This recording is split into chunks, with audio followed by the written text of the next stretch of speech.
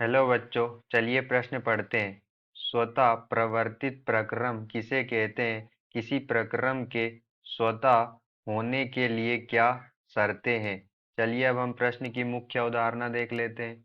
तो यहाँ पर हमारे प्रश्न की मुख्य अवधारणा क्या होगी? जो प्रक्रम निर्दिष्ट दशाओं में जो प्रक्रम निर्दिष्ट दशाओं में बिना किसी बाही दाब के बिना किसी बाही बल के संपन्न होते हैं। बाही बल के संपन्न होते हैं उसे स्वतः प्रवर्तित स्वतः प्रवर्तित प्रक्रम कहते हैं। प्रक्रम कहते हैं ऐसे प्रक्रम जो एक निर्दिष्ट दशाओं में किसी निर्दिष्ट ताप पर, किसी निर्दिष्ट आयतन या किसी निर्दिष्ट दाब पर वो बिना किसी बाही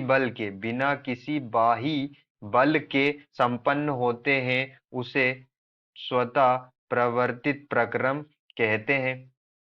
जैसे उदाहरण में हम जब बर्फ पर बिना किसी बाही बल लगाए वह पानी में परिवर्तित हो जाती है। बर्फ बिना किसी बाही बल के पिघलकर पानी में परिवर्तित हो जाता है, तो यह एक स्वतः परिवर्तित स्वतः परिवर्तित प्रक्रम होता है। स्वतः प्रक्रम के लिए स्वतः प्रक्रम के लिए क्या शर्त होती है? तो स्वतः प्रक्रम होने के लिए गिब्स मुक्त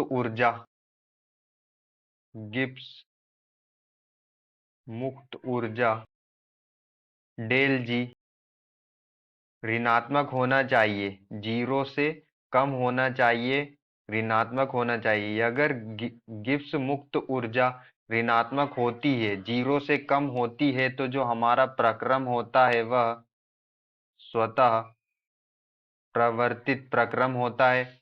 और यदि गिब्स मुक्त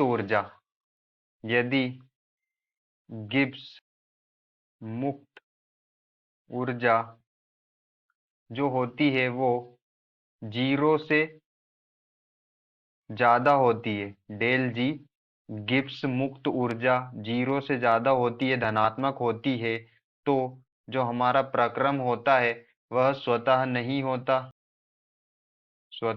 होता, वह एक अस्वतः परिवर्तित अस्वतः प्रवर्तित प्रक्रम कहलाता है। अगर गिब्स मुक्त ऊर्जा धनात्मक हो तो, और यदि गिब्स मुक्त ऊर्जा ऋणात्मक हो, जीरो से कम हो, तो हमारी जो प्रक्रम है वो स्वतः प्रवर्तित प्रक्रम कहलाता है। और अगर धनात्मक हो तो हमारा जो प्रक्रम है वो अस्वतः प्रवर्तित प्रक्रम कहलाता है। आशा करते हैं आपको समझ में आया होगा। धन्यवाद।